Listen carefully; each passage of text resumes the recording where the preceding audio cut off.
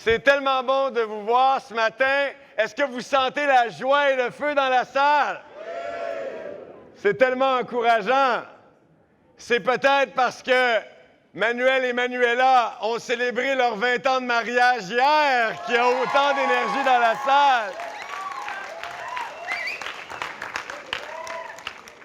Si vous voulez savoir quels sont les proches au François Saint-Cyr qui sont allés fêter hier, vous avez juste à regarder les paupières.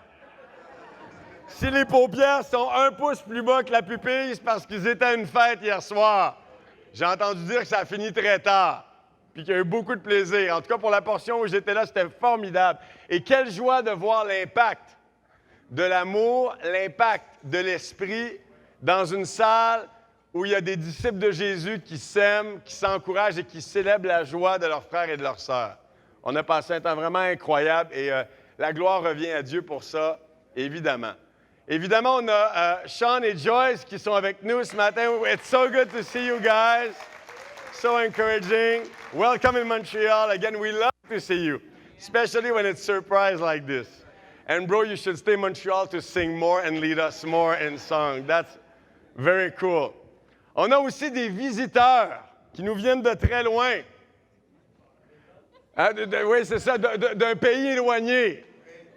Je me souviens pas encore du nom du pays, mais ça commence avec la lettre H. C'est pas Haïti. C'est pas Hawaï non plus. C'est un tout petit pays de 500 000 habitants, un peu moins que ça, je pense, hein? Oui. Les Brisebois sont avec nous ce matin.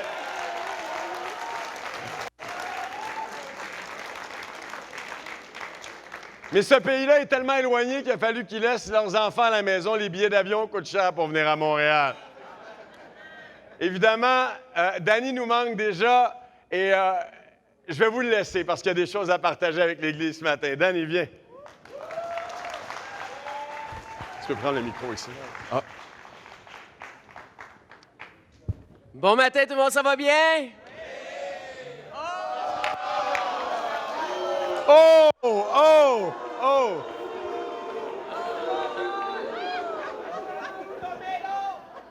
J'oublie simplement la parole de Dieu quand Paul dit « Je dois me faire tout pour tous ». Oh! Ouais. Oh my goodness! Donc, l'Église nous ont très, très bien accueillis là-bas à Milton. Évidemment, ils sont assurés, non seulement moi, mais tous les membres de la famille. Ils ont un maillot à l'effigie des Tiger Cats à Hamilton.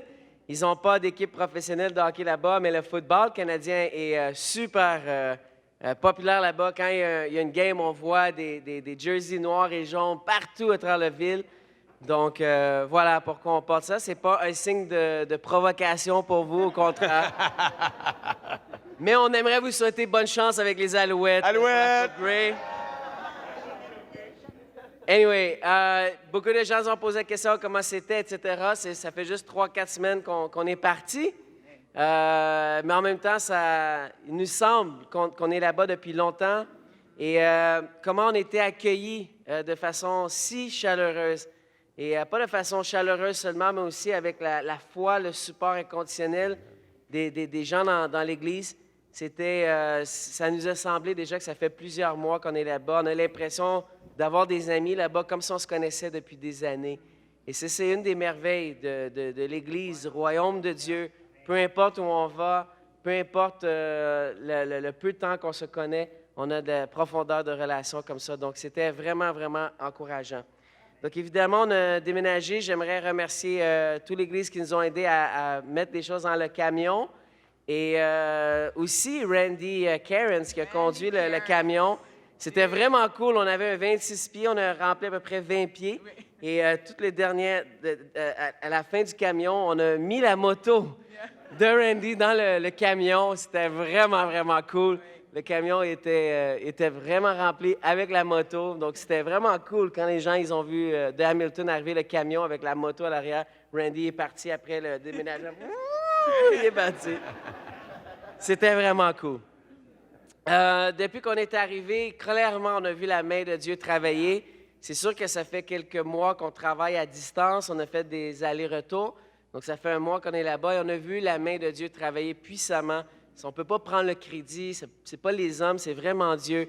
Dans les 3-4 dernières semaines, voici ce qui s'est passé. On a eu un mariage, la fille de Ron qui s'est mariée. On a eu une retraite avec tous les membres de l'Église et on a eu aussi des funérailles la semaine dernière. Donc, comme vous pouvez imaginer, avec des événements comme ça, c'est bien rempli. Les funérailles, c'est un frère de l'Église mature dans la foi depuis plusieurs années. C'était vraiment une famille pilier dans l'Église qui faisait partie du leadership. Donc, imaginez si un homme comme Stanley ou Emmanuel Sévère ou Mike Dupont venait avoir la terrible maladie que ce frère a eue et décédé. Ça donnerait tout un coup à l'Église. Donc, c'est ce que l'Église a vécu, mais ils sont remplis de foi. Dieu nous a bénis aussi. On a une jeune femme étudiante qui a été baptisée au début qu'on était là-bas. Elle s'appelle Emma. Elle va poursuivre ses études à Ottawa. Donc, elle est déjà déménagée à Ottawa. Mais ce qui était vraiment cool, sa mère étudiait la Bible et elle est baptisée aujourd'hui aussi. Elle va être baptisée. Donc, c'est vraiment cool. Une autre famille, un homme qui est revenu à l'Église, qui est restauré. On a travaillé beaucoup avec eux. Et sa femme, elle était baptisée le même jour de sa restauration. Et la femme, il s'appelle Carl et Marge. Et ce qui est vraiment encourageant, la mère de la fille qui était baptisée, Marge, a commencé à étudier la Bible. Ce qui était vraiment cool, le jour de leur baptême, elle a demandé que le baptême se fasse chez elle parce qu'elle a une piscine, etc. Donc, elle n'est pas membre de l'Église. On a fait le baptême chez elle. Je ne vous blague pas, il y avait 60 personnes au moins chez elle pour le baptême après le service. Et elle avait dit, il va y avoir de la bouffe après le baptême. Pendant qu'on faisait le baptême, j'avais juste une chose en tête, c'était comme, man, il faut dire aux gens de retourner, on n'aura jamais assez de nourriture. Et après le baptême, je suis rentré dans la maison et il y avait de la bouffe, c'était incroyable. Donc, ça a été une célébration incroyable. Donc, priez pour la mère de Marge, Cathy. La même fille, sa sœur étudie la Bible, elle s'appelle Emma et est une musicienne, elle est vraiment incroyable. Et donc, plusieurs personnes étudient la Bible, surtout des jeunes. On a déjà beaucoup d'impact sur les étudiants, des jeunes qui ont gradué de secondaire. Donc, on ne manque pas d'activité. Ce qu'on manque, c'est du sommeil et du repos. Donc, voilà. Donc, voici les nouvelles en gros. Je vais laisser la parole à Gilliane qui a quand même quelques mots de remerciement à faire. Oui, juste un peu. Je vous aime! C'est tellement cool à vous voir! Shoot fire. Anyway, je vous aime beaucoup. Vous nous manquez beaucoup. Merci beaucoup pour le GPS. Ça a beaucoup aidé. Oh my goodness. Toujours, je suis comme, OK, là. Mais maintenant, je me sens comme je connais la ville parce que c'est assez facile maintenant. Mais merci beaucoup pour le GPS. Honestly, that's all I have to say. I love you. It's been so good to see everybody. And yeah, you guys are amazing. On prie pour vous toujours. I didn't think I was going to cry, but I love you so much. And I'm going to stop. I love you. En terminant rapidement, quand je suis arrivé là-bas, je n'aimais pas trop la place où on se rencontrait. On a prié, on a regardé. Dieu nous a déjà bénis. Aujourd'hui même, on a une première rencontre dans une église qui, eux, font leur service le samedi. Donc, dimanche, il n'y a rien. Donc, on a une super église avec un écran, des moniteurs, tout le système de son. On a mis en place un band à la dernière pratique mardi soir. Il y avait 10 musiciens, chanteurs qui étaient là. Donc, c'était vraiment cool. Donc, comme je disais, la main de Dieu travaille puissamment. On a hâte de vous voir, on a hâte de faire des choses ensemble. Je parlais avec Ghislain, peut-être potentiellement le printemps prochain, organiser une retraite ensemble, l'été prochain, des activités au niveau des ados. Donc, j'ai beaucoup de visions que nos églises vont se rapprocher. Kingston est à mi-chemin entre Hamilton et Montréal, donc c'est pas loin, c'est 3 heures de route. Et si on se rencontre là-bas, on pourra encourager l'église de Kingston, l'église d'Ottawa. Et donc, on est très bien avec la décision que nous avons prise. Et on est fiers de tout le monde. On est fiers évidemment de Ghislain et Debbie. Je suis certain que l'Église ici à Montréal va continuer à avancer. Oh, et nos enfants disent bonjour aussi. Ça va avec eux, à l'école, tout ça, mais bonjour les enfants. Merci. OK.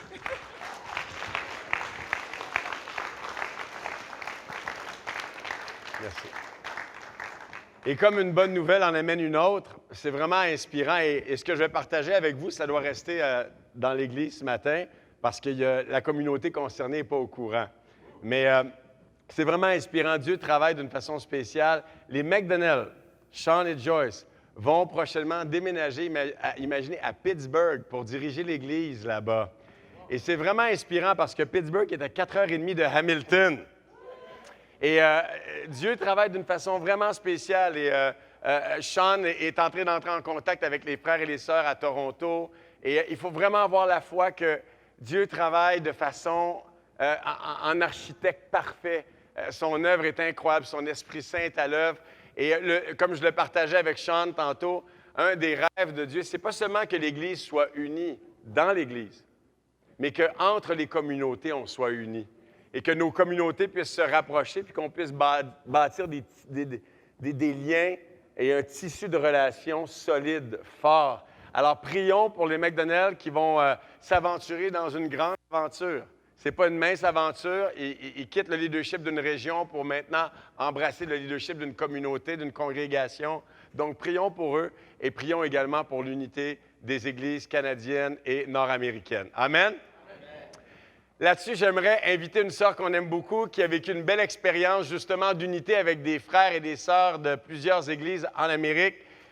C'était la conférence des célibataires il y a peu de temps de cela et j'aimerais l'inviter à partager quelques mots avec vous. Edna, viens nous voir s'il te plaît.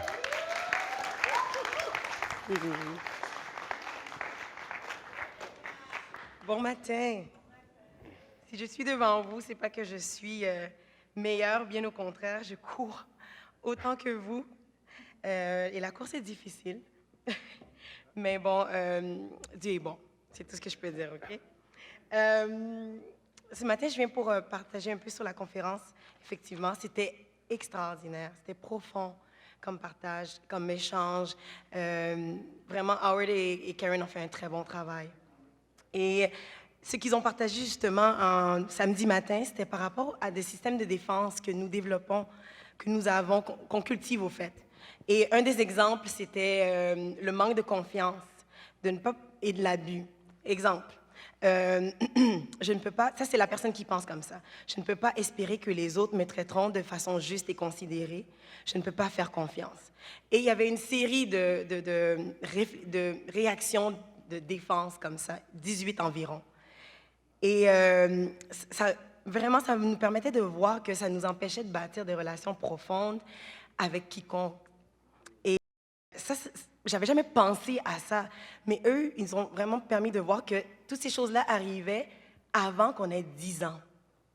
Et moi, j'étais étonnée de toute cette réalisation-là. Et cette même journée, dans Jean 16, je lisais, et je vais lire pour vous, Jean 16, 7 à 9. Et c'est la pure vérité que je vais vous dire. Si je m'en vais, c'est pour votre avantage. En effet, si je ne m'en allais pas, le conseiller divin ne viendrait pas vers vous. Il est donc préférable pour moi de devoir partir, car alors je vous l'enverrai. Quand il sera venu, il vous prouvera à ceux qui vivent dans le monde la réalité du péché et de la justice et du jugement. Il leur fera d'abord prendre conscience de leur péché qui consiste à refuser de croire en moi. Cette partie-là m'a vraiment marquée quand j'ai lu le péché qui consiste à refuser de croire en moi. Et je me suis mis à réfléchir à ce que Karen et Howard avaient partagé et je me suis rendu compte que justement, moi-même, ma propre vie, on génère des péchés, jalousie, envie, orgueil, etc., par un système de défense, par un manque de confiance qu'on a au Père. Et je comprends qu'il faut une très grande foi pour pouvoir ne pas chercher à se défendre face à une injustice, une blessure, un rejet, une insulte. Tout notre corps fonctionne de cette façon-là. Cette semaine, j'ai été malade et j'ai vu combien mon corps cherchait à combattre cette grippe avec violence.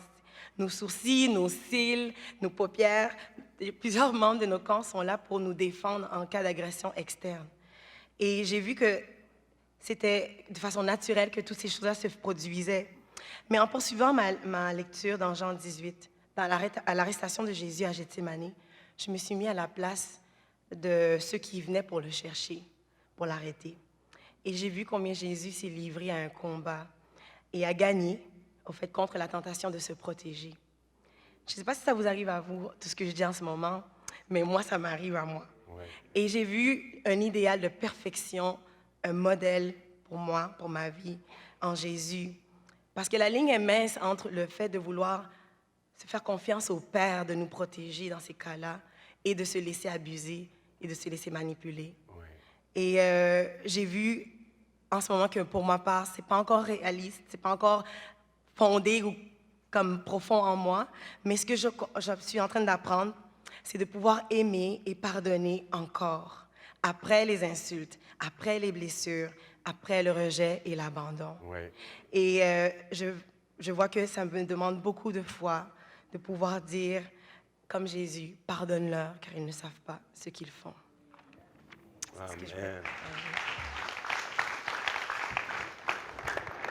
Merci, ma belle.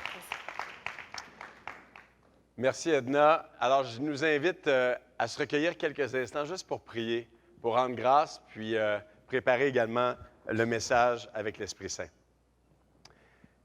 Merci, mon Dieu, pour la grâce que tu nous accordes d'être ensemble ce matin. Merci tellement, Père éternel, pour la joie, le souffle de joie de Dany, Gilliane, qui, par leur bonne nouvelle, encouragent toute l'Église, Père éternel. Et quelle grâce d'être ensemble dans un même royaume, dans une même réalité, où nos communautés peuvent fraterniser d'un même esprit et se réjouir les unes envers les autres. Merci tellement, Père, pour la chance que tu nous donnes d'être ensemble ce matin et de pouvoir célébrer ton amour et ta sagesse dans nos vies. Edna vient de partager avec nous, Père, à quel point il est important pour nous en tant que frères et sœurs dans la foi de s'ouvrir et d'apprendre à pardonner, même dans la grande difficulté, en étant vulnérable comme Jésus l'a été. Et Père, tu connais notre désir en tant que famille de vivre la formation spirituelle, de se rapprocher les uns des autres, de faire preuve de courage. Et je prie, Père, que tu puisses vraiment nous bénir par ta sagesse, par ton amour, et qu'une grande foi puisse nous habiter afin que nous puissions embrasser le futur avec passion, avec courage, avec humilité. Merci, Seigneur, pour le temps qu'on passe ensemble ce matin. On prie ça au nom de Jésus. Amen. Amen. Wow, quel partage, Edna. Et c'est tellement de circonstances, parce que parler d'une foi radicale en tant que chrétien, sans parler de la nécessité d'apprendre à pardonner et d'être prêt à souffrir pour nos convictions, on ne peut pas parler de foi radicale. On ne peut pas parler de foi radicale si on ne peut pas parler de l'importance de la proximité les uns dans la vie des autres. Et c'est un des éléments qu'on va couvrir, je dirais, de façon un peu superficielle ce matin. On va avoir l'occasion d'en parler beaucoup pendant l'automne, notamment les mercredis, le premier mercredi de chaque mois, lorsqu'on se retrouve ensemble pour la direction de l'Église. Je vais avoir l'occasion de revenir sur ce sujet-là beaucoup, puisque c'est le désir de Dieu qu'on soit proches les uns avec les autres.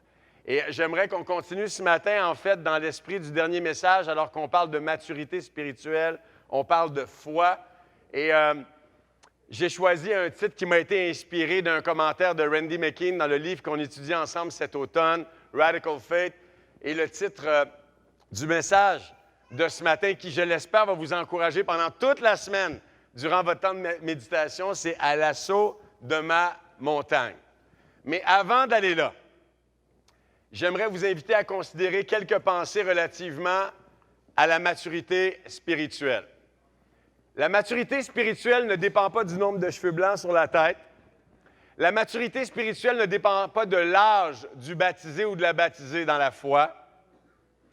La maturité spirituelle implique en fait la transformation du caractère, l'évolution de l'être intérieur dans sa relation avec Dieu, avec les autres et avec lui-même. Et on ne peut pas parler de maturité spirituelle, mes amis, si on ne peut pas parler d'une foi profonde dans la vie du chrétien, d'une foi vivante. Et j'aime beaucoup, comme vous le savez, l'idée de l'arbre, parce que pour moi, l'arbre représente bien notre vie, représente bien la question de la maturité et illustre bien aussi la question de la foi. Dans un arbre spirituel qu'est l'être humain, la foi, c'est quoi? C'est l'énergie vitale de notre vie spirituelle. C'est la sève que l'Esprit Saint fait pousser dans nos vies afin qu'on puisse embrasser avec courage les défis, les épreuves du quotidien et se donner également des objectifs à atteindre. La vraie foi, la foi mature, pousse l'homme et la femme de Dieu à l'action et à l'engagement. Je ne peux pas dire que je crois en Dieu, sans développer également une foi, une vitalité intérieure au travers de ma communion avec la parole, avec l'Esprit, avec l'Église, qui me pousse à l'action et à l'engagement. Oh. Ah. Et notre foi, évidemment, va se manifester dans notre caractère, dans notre amour, dans notre impact sur les autres, dans notre fidélité à Dieu et à sa parole. Et c'est ce qui me fait dire que la foi d'un homme ou d'une femme spirituelle travaille des racines jusqu'au fruit de sa vie. Si on aspire à la maturité en tant que chrétien, en tant qu'Église, il faut également aspirer, mes amis, à développer une foi qui est profonde, qui est audacieuse, qui est vivante. Et on va en reparler aujourd'hui et tout au long de l'automne. Il faut commencer par les premières choses. C'est un passage que la majorité d'entre vous connaissez. Si vous nous visitez ce matin, comme vous le voyez, on parle de foi, mais c'est toujours bon de retourner à la base de la définition biblique de la foi. C'est bon de se le rappeler. Et j'ai fait exprès, évidemment, de mettre certains caractères en vert pour vous aider à fixer votre attention sur certaines dimensions de la définition. On va le lire ensemble, si vous le voulez bien. Or, la foi, c'est l'assurance des choses qu'on espère. C'est la démonstration de celles qu'on ne voit pas. C'est à cause d'elle que les anciens ont reçu un bon témoignage. C'est par la foi que nous comprenons que le monde a été formé par la parole de Dieu, de sorte que ce qu'on voit ne provient pas de ce qui est visible. C'est par la foi qu'Abel offrit à Dieu un sacrifice de plus grande valeur que celui de Caïn. Par elle, il fut déclaré juste, Dieu lui-même rendant témoignage à ses offrandes.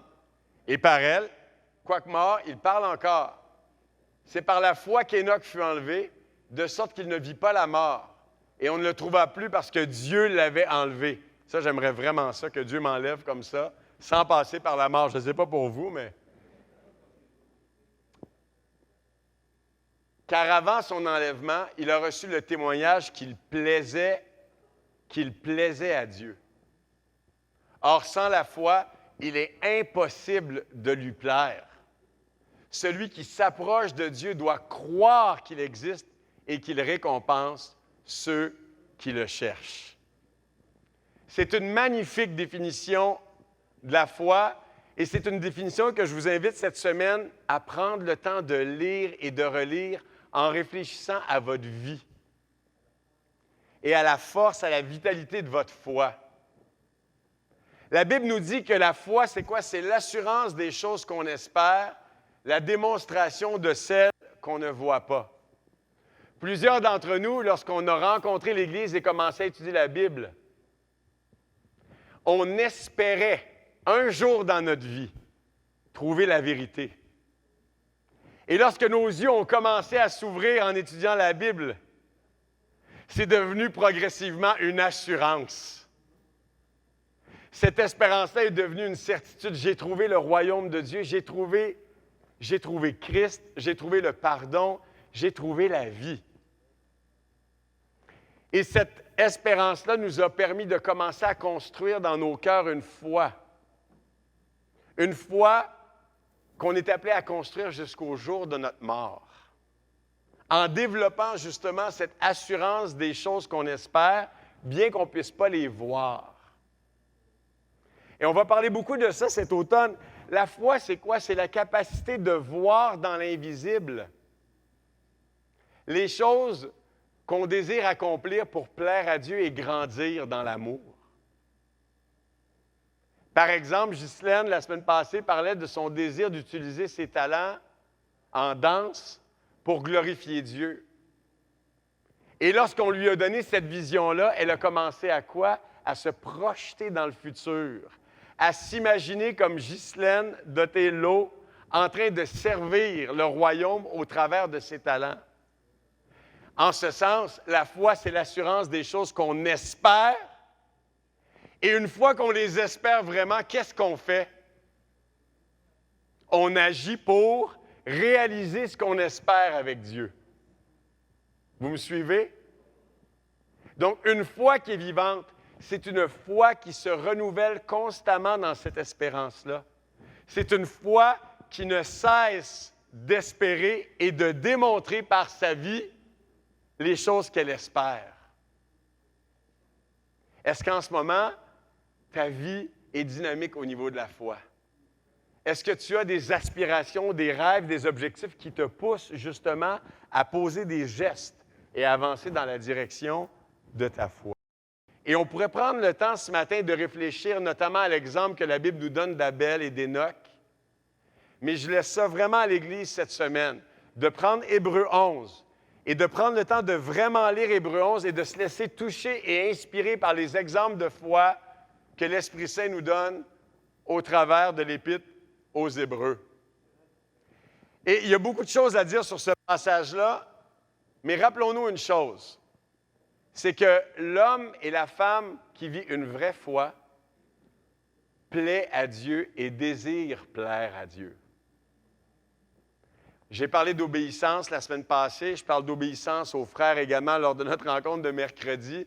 C'est un thème en ce moment qui travaille beaucoup mon cœur, qui m'humilie beaucoup, qui me fait pleurer, qui me fait confesser, parce que je réalise qu'il y a des plages de désobéissance en moi. Et c'est une chose de vouloir obéir à Dieu pour obéir à Dieu, parce qu'on doit obéir à Dieu. C'est une autre chose d'être animé du désir de plaire à Dieu.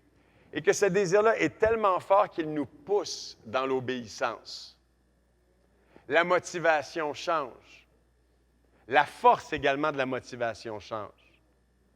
Est-ce qu'on cherche à plaire à Dieu parce qu'on aime Dieu et parce qu'on est aimé par lui? La question de la foi pose cette question-là. Est-ce que vous me suivez? Obéir pour obéir? Ou obéir parce qu'on désire vraiment plaire à Dieu? Au travers d'une communion, d'une intimité, d'un rapprochement qui engage nos émotions, nos sentiments.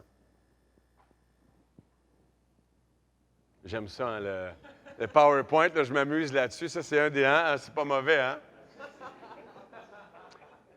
Une foi radicale maintenant, parce qu'on parle de foi radicale. Pour dire les choses franchement, la vraie foi, elle est radicale. On n'a pas besoin d'ajouter le mot radical. Vous êtes d'accord? Si on parle de foi juste en termes de croyance intellectuelle, Dieu existe, ça, ce n'est pas la foi. La vraie foi, elle est radicale. Pourquoi? Parce qu'elle est vivante, parce qu'elle est agissante, puis parce qu'elle défie le confort de celui qui la porte. Mais quand même, à des fins plus pédagogiques, là, c'est pour vous réveiller. C'est intéressant parce que dans le Webster puis dans le Larousse, c'est pas la même définition, puis il y a une grosse différence.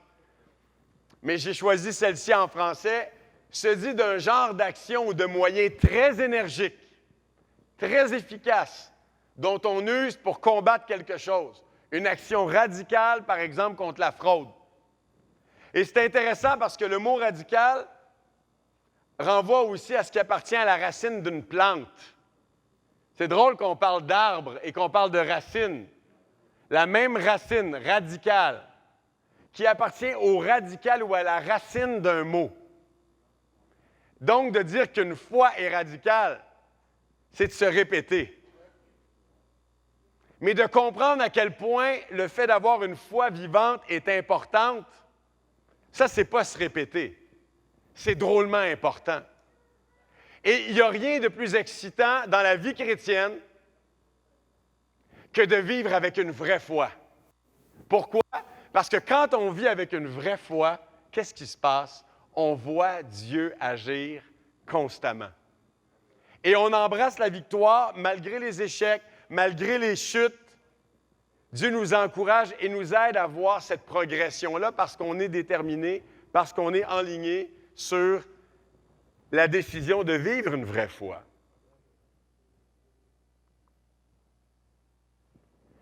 C'est quoi une foi radicale? C'est une foi qui aime apprendre et c'est une foi qui veut apprendre. Quand on est jeune chrétien, on n'a pas le choix. Parce que quand on est jeune chrétien, si on n'aime pas apprendre, quand on commence à étudier la Bible, on ne sait même pas si ce qu'on va lire, c'est la vérité. Fait qu'on n'a pas le choix. On se dit, si je n'apprends pas et si je ne cultive pas mes convictions, comment savoir que je suis en train de faire la volonté de Dieu ou suivre la bonne Église, par exemple. Vous êtes d'accord avec moi? Mais en vieillissant, on peut facilement s'asseoir sur le savoir qu'on a développé et on perd le edge. Alors que Jésus nous dit que quiconque ne se rendra pas petit en parlant comme les enfants, humble comme ces enfants-là, n'entrera pas dans le royaume des cieux. Or, une des principales caractéristiques de l'humilité, c'est quoi? C'est le désir d'apprendre. Ma fille est rentrée en 3e cette année, Lily. Puis c'était vraiment drôle. Elle dit « Wow, les maths de 3e année, c'est vraiment difficile, papa. Mais je suis tellement contente, je veux en faire. » Là, j'étais là « Yes, my girl. » Ça, c'est intéressant. C'est tough. Mais j'aime ça.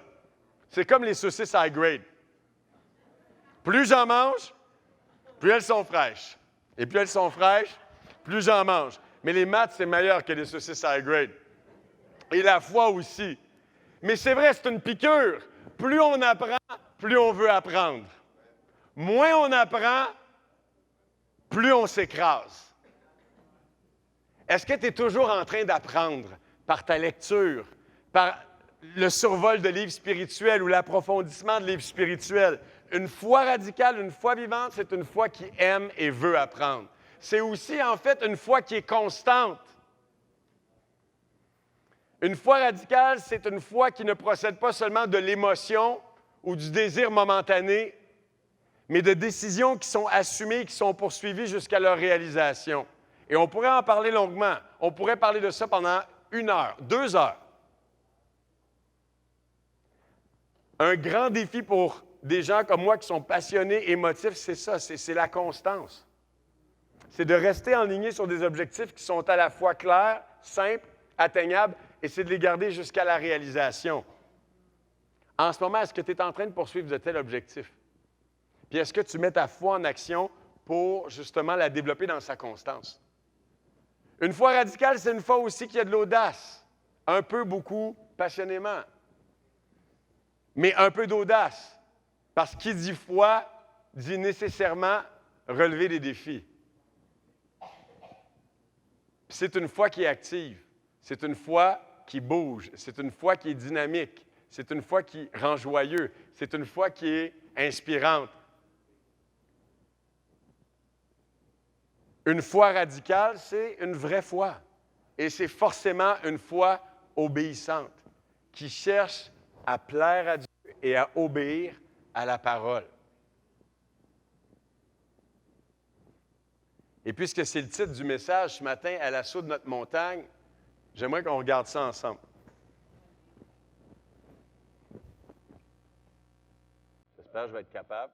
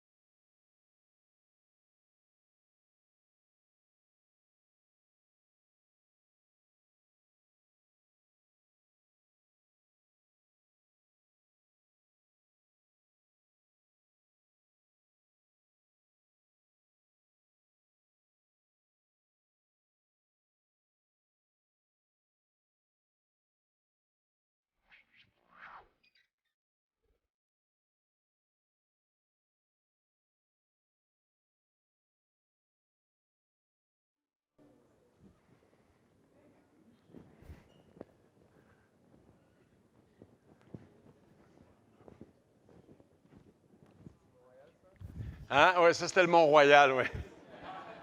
Avec la croix en haut.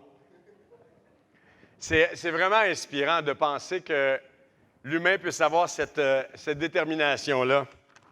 Et j'en aurais long à dire ce matin sur, entre autres, Edmund Hillary, qui a été en fait le premier à gravir la montagne. Et c'est incroyable de penser que sur les hommes qui sont montés, il y en a 5 qui sont décédés. Et il n'a pas pris le crédit de la montagne. La montagne a pris le crédit de l'homme en lui rappelant sa fragilité et sa faiblesse. Et c'est vraiment intéressant. L'homme, Hillary, s'est pris de passion pour l'escalade à l'âge de 16 ans. 16 ans. Durant un voyage scolaire au mont Ruapeu. Il se rend alors compte que son ossature dégringandée et peu coordonnée est en fait plus forte et endurante que celle de ses compagnons. Comme quoi, si t'es grand, mou puis tout croche, tu peux faire des grandes choses. Pendant la Seconde Guerre mondiale, il est copilote dans l'armée de l'air néo-zélandaise. Et après avoir participé à une expédition néo-zélandaise infructueuse visant à atteindre le sommet de l'Everest en 1951, il rejoint l'équipe britannique victorieuse en 1953. Et c'est la première fois que des hommes vont atteindre le sommet du plus haut du pic sur la Terre. Il a par la suite gravi 10 autres sommets himalayens, 10, entre 56 et 65. Il a aussi atteint le pôle Sud le 4 janvier 1958 avec l'expédition transantarctique du Commonwealth. Il a été fait chevalier commandeur de l'Ordre de l'Empire britannique en 1953, de même que d'autres titres. Je vous passe l'information. Il a perdu sa femme Louise et sa fille dans un accident d'avion au Népal, vers Katmandou, et s'est plus tard remarié. Son fils, Peter Hillary, est un aventurier et a gravi l'Everest à 2 reprises même. Il a consacré une grande partie de sa vie à aider le peuple Sherpa avec l'association Himalayan Trust qu'il a fondée. Il a ainsi réussi à construire beaucoup d'écoles et d'hôpitaux dans la lointaine région de l'Himalaya, ce qui est pour lui sa plus grande réalisation. À l'occasion du 50e anniversaire de la première ascension de l'Everest, le gouvernement népalais lui a conféré la citoyenneté honorifique au cours d'une cérémonie. Il est le premier étranger à recevoir cette distinction. Et pour moi, la vie de cet homme-là représente tellement la vie du chrétien. Parce qu'on est tous appelés à escalader une montagne. Et notre montagne est beaucoup plus périlleuse que l'Everest. Pourquoi? Parce qu'elle prend une vie à conquérir. Ça prend une vie à conquérir l'Everest de notre vie. Et on le fait en fait par étapes, d'un pic à l'autre, d'un défi à l'autre. Et on s'émerveille devant la réalisation d'hommes comme Hillary. Mais je vous invite ce matin à réfléchir sur le fait que ta vie représente, en tant qu'homme ou femme spirituelle, un défi d'une envergure encore plus grande. Et notre responsabilité est autrement plus grande que celle de tout escaladeur de montagne. Est-ce que vous me suivez? J'aime beaucoup ici le fait qu'on met l'accent lors des récits de voyage d'Hillary sur le fait qu'il était toujours en équipe. Quelle belle image pour parler de l'Église. On n'y arrivera pas seul. On ne se rendra pas au ciel seul. J'en ai déjà parlé, puis je vais en parler.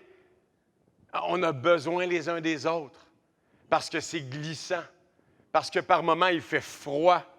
Par moments, on se sent seul intérieurement et on se demande si on va y arriver. L'Everest de nos vies est extrêmement exigeant et on a besoin d'une communion rapprochée et ouverte avec des frères, des sœurs qui vont nous porter et qui vont nous tirer par la corde. J'ai eu ce type de relation-là avec Danny et je continue à l'avoir. Avant son départ, je lui ai dit, il faut rester en contact. J'ai besoin de toi. Et on a besoin les uns des autres. Et j'espère que vous voyez dans votre vie l'importance de vous rapprocher d'hommes et de femmes qui ont le courage de vous dire la vérité, d'être ouverts, d'être honnêtes avec vous et de vous accompagner le long de la paroi de votre vie. L'Everest dans nos vies, le premier Everest dans nos vies, c'est le caractère. C'est tough de changer notre caractère. Vous êtes d'accord avec moi? je suis rentré dans l'Église, j'ai essayé de retrouver ma plaque honorifique du frustré de l'année 1985. J'avais reçu ça à l'âge de 16 ans au Collège Notre-Dame. Ghislain Normand, le frustré de l'année 1985. C'était le fun de recevoir ça devant 180 étudiants. Vraiment humilié. C'était vraiment tough, mais j'étais vraiment frustré, effectivement. Je la méritais bien.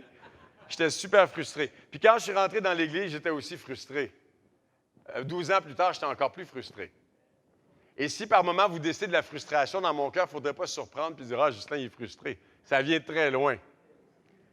Sauf que quand je suis devenu chrétien, j'ai pris à cœur le défi, le challenge de surmonter la frustration et la colère dans ma vie. Et de me battre avec toute mon énergie pour devenir un homme plus doux, capable d'ouvrir ses bras et d'aimer. De lutter contre mon impatience absolument hallucinante. Et je pourrais prendre plusieurs traits de mon caractère qui ont été mis à l'épreuve, exposés. Et la question que je nous pose ce matin, c'est qu'en tant qu'homme et femme de foi, en ce moment dans ta vie, est-ce que tu es en train de t'attaquer à la paroi de ton caractère? Est-ce que tu plantes comme il faut les pics et les crampons de tes chaussures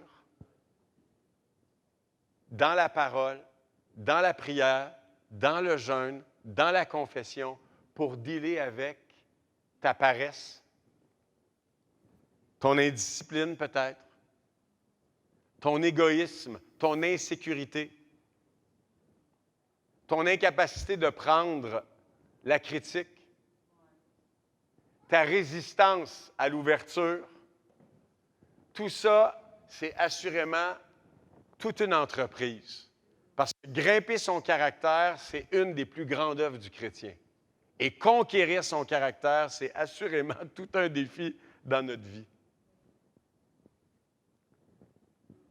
Les relations, j'en parlais tantôt, mais on ne peut pas atteindre l'Everest spirituel dans notre vie et atteindre la maturité sans progresser ensemble dans nos relations. Quand je pense à l'Église, on est environ 130-135 membres en ce moment, puis plus les enfants qui nous regardent et qui prennent exemple sur nous et qui sont inspirés ou non par notre foi, inspirés ou non par nos relations. Qu'on se le dise, si nos relations ne sont pas meilleures que les relations dans le monde, nos enfants vont choisir le monde. Vous êtes d'accord avec moi? Je veux dire, aujourd'hui, l'hypocrisie religieuse ou la religiosité culturelle, particulièrement au Québec, ça ne tient pas la route. Il n'y a personne qui va devenir chrétien parce qu'il faut être chrétien au Québec. Là, on s'entend là-dessus. Donc, je veux dire, si on veut que nos enfants deviennent chrétiens, si on veut avoir un impact dans la vie des gens autour de nous, nos relations doivent, en termes d'humilité, de courage, de joie, de profondeur, nos relations doivent définir ce qu'est une relation. Et on doit s'entourer absolument de frères et de sœurs qui ont cette profondeur-là. Et je citerai seulement comme exemple le groupe du campus où je vois en ce moment la relation de Vincent, de Denis, de William, de Nathanaël, Josué, Cédric, et j'en oublie, mais je vois l'unité de leur amitié, puis je trouve ça tellement inspirant et tellement beau. Il ne faut pas se surprendre en ce moment que les jeunes garçons dans l'Église, et même les jeunes filles, regardent ces frères-là, puis sont excités d'être dans le royaume. Parce que les frères donnent un exemple vivant de ce que ça veut dire être chrétien en 2015 au Québec. Et on a cette responsabilité-là de bâtir solide. Et comme vous le savez, on va parler de formation. Je vous l'avais dit d'ailleurs au début de l'année. Et on va taper les clous beaucoup là, cet automne. On va travailler beaucoup là-dessus pour justement s'apprendre à grimper ensemble et à progresser vers le sommet de notre vie ensemble. Et enfin, le leadership. Guider vers le sommet, c'est premièrement être des exemples. Et là, je veux parler aux disciples qui ont plus de 10 ans dans la foi. Si tu as plus de 10 ans dans la foi, tu devrais avoir comme aspiration à être un exemple, un modèle pour le troupeau et à guider non par titre, mais par ta spiritualité, par la profondeur de ton amour pour Dieu et par ton esprit de service dans l'Église. Servir, renoncer à soi-même pour venir aux mi-semaines, mettre le royaume de Dieu en priorité devrait être pour nous, frères et sœurs, qui sommes plus matures en âge spirituel, ça devrait être une joie, un privilège et l'objet de nos considérations et de nos efforts. Et j'aimerais conclure ce matin en fixant notre attention sur un homme qui est tellement admirable, tellement inspirant. Et donc, cette semaine, je vais vous demander de lire Hébreux 11, puis ensuite de ça, de plonger en Josué 14,6. Je vais vous envoyer le PowerPoint. Et de plonger dans l'histoire de Josué. Et on va juste le lire ensemble, si vous le voulez bien. Donc, ouvrez vos téléphones ou vos Bibles. Josué 14,6. J'adore cette histoire-là. Le contexte, guys, est super important. Le contexte est simple. Josué et Caleb auraient dû rentrer dans la terre promise. Imagine ça un instant. Tu es exemplaire, tu as la foi et tu as la possibilité d'obtenir la job de ta vie. Mais parce que ton équipe au travail autour de toi ne croit pas dans les objectifs fixés par l'entreprise, on te fait passer à côté de l'offre de ta vie. C'est un peu ce que Caleb a vécu. Il est resté 40 ans dans le désert, lui qui pourtant avait la foi pour s'emparer de la terre promise. Essayez d'imaginer ce que ça représente comme défi pour le cœur d'un homme que de patienter pendant 40 ans et de voir toute sa génération mourir dans le désert. Wow! Tu veux un défi de patience, de persévérance? You got it right there. Et regardez avec moi, verset 6. Les fils de Juda s'avancèrent vers Josué à Gilgal, et Caleb, fils de Yéphounné, le Kénizien, lui dit, « Tu sais, toi... » Puis là, il parle à Josué, puis il ramène 40 ans en arrière, ou à peu près. « Tu sais, toi, ce que l'Éternel a déclaré à Moïse, homme de Dieu, en ce qui nous concerne, moi et toi, à Kadesh-Barnéa. » Ça, c'est 40 ans avant. Il l'avait toujours dans le cœur. Il parle d'un homme de foi. « J'étais âgé de 40 ans lorsque Moïse, serviteur de l'Éternel, m'envoya de Kadesh-Barnéa pour espionner dans le pays. Et je lui fis un rapport avec droiture de cœur. J'ai été intègre, Josué, tu te rappelles. Tu te rappelles de ma foi. Mes frères qui étaient montés avec moi firent perdre courage au peuple, mais moi, je suivis pleinement la voie de l'Éternel, mon Dieu. Et ce jour-là même, Moïse fit ce serment. Assurément, le pays que ton pied a foulé sera ton héritage et celui de tes fils à perpétuité, parce que tu as pleinement suivi la voie de l'Éternel, mon Dieu. Maintenant, voici que l'Éternel m'a fait vivre, comme il l'a dit. Il y a 45 ans que l'Éternel parlait ainsi à Moïse, lorsqu'Israël marchait dans le désert. Et maintenant, me voici aujourd'hui âgé de 85 ans. Je suis encore vigoureux comme au jour où Moïse m'envoya. J'ai autant de force maintenant que j'en avais alors pour le combat, comme pour sortir ou revenir. Donne-moi donc cette montagne dont l'Éternel a parlé ce jour-là. Car tu as appris ce même jour qu'il s'y trouve des Anakim et qu'il y a de grandes villes fortifiées. Que l'Éternel soit seulement avec moi et je les déposséderai comme l'Éternel l'a dit. Wow! 85 ans, 45 ans d'attente. Ça, c'est un homme qui a construit une foi profonde. Il a pris les 40 années dans le désert pour s'entraîner et se préparer à la réalisation de la promesse de Dieu dans sa vie. Et ça, c'est l'attitude que l'Église du Christ de Montréal doit avoir, mes amis. Particulièrement les frères et les sœurs qui sont plus matures, qui ont été baptisés là de cela 10, 15, 20 ans. Avons-nous toujours cette foi audacieuse, vivante, déterminée? Parce que Dieu n'a pas terminé avec l'Église à Montréal. Dieu fait juste commencer son travail. 23 ans. Il n'y a rien là pour Dieu. Mais si nos cœurs sont pleins de foi, mes amis, si on cultive cette foi vivante-là, si on plonge profondément nos racines dans la parole et dans l'espérance que la parole nous procure, et qu'on avance résolument, une paroi à la fois, en travaillant notre caractère, nos relations, en développant notre leadership, guys, le meilleur est à venir. Est-ce que vous êtes avec moi? Et c'est le sujet, en fait, qui va faire l'objet de notre préoccupation tout au long de l'automne. On va parler de la foi sous toutes ses coutures. Et on va continuer ensemble à développer nos convictions par rapport à la maturité. Amen? J'inviterai maintenant Charles, avec quelques frères, à vous remettre un document qui, en fait, que j'ai photocopié à partir de ce livre-là, Radical Faith. Et en fait, c'est un document que vous allez pouvoir utiliser pour préparer la semaine prochaine. C'est pas long, mais c'est inspirant. Puis j'espère que ça va vous encourager. Donc, une feuille par couple ou par personne si vous n'êtes pas en couple. Et si jamais il y en a qui n'ont pas de feuille parce que j'en ai pas fait assez puis je ne veux pas gaspiller de papier, vous viendrez me voir. Également, s'il y en a qui n'ont pas reçu le calendrier par courriel ou qui veulent avoir une copie, vous pouvez lever la main. Janet va vous passer une copie. Si vous n'avez pas reçu le calendrier par courriel et que vous voulez avoir une copie.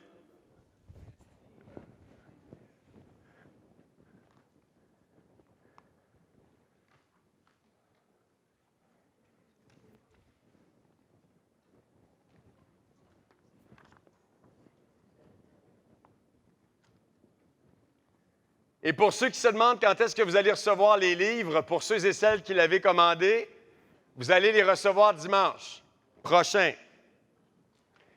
Et les 2 premiers chapitres du livre sont en introduction et c'est ce qu'on couvre aujourd'hui et la semaine prochaine. Alors, si vous regardez comme il faut le document, c'est marqué de No List. Et c'est en fait 11 points qui sont en fait des conseils de la sagesse sur l'art de développer une foi qui est profonde, qui est radicale. OK? On ne fera pas le tour ensemble. Mais vous remarquerez, il en manque une, le 12e point. Vous en avez 11. Pour tous ceux qui ne liront pas le livre ou qui ne l'ont pas déjà, la semaine prochaine, je vais vous demander quel est le 12e point. Et la personne qui arrive avec la bonne réponse va avoir une petite surprise. OK? Donc, je vous demande de vraiment prendre le temps de méditer là-dessus, de réfléchir là-dessus, de vous inspirer de l'exemple de Caleb et de lire Hébreux 11. Et on va passer un temps vraiment inspirant ensemble dimanche prochain pour la suite du message. Amen? Amen. Quelques annonces. Mercredi, on va avoir une mi-semaine pour tout le leadership de l'Église à l'UQAM à 19h. Je vais vous envoyer le numéro du local par courriel. OK? On va l'avoir d'ici mardi soir. Et on demande à l'Église, à ceux et celles qui ne viennent pas à la réunion, d'offrir vos bras et vos cœurs pour garder les enfants de ceux et celles qui ont besoin d'aide dans l'Église pour garder les enfants. Donc, merci l'Église de vous offrir dans votre hospitalité et votre générosité pour encourager les parents qui vont venir et qui auraient besoin de faire garder leurs enfants. À partir de la semaine prochaine, vous allez voir comme ça sur une slide le budget hebdomadaire de l'Église et la collecte de la semaine dernière, de façon à ce que l'Église soit au courant des finances de la famille et qu'on puisse ensemble garder nos yeux fixés sur notre objectif. Et j'aimerais vous inviter à regarder le calendrier que vous avez sous les yeux. Si je ne m'abuse, c'est le 29 septembre. Le 27 septembre, on va avoir, comme d'habitude, le service ici. Il va y avoir une assemblée générale le 27, justement, pour voter le budget qu'on avait présenté de façon provisoire lors du départ de Danny et Gillian.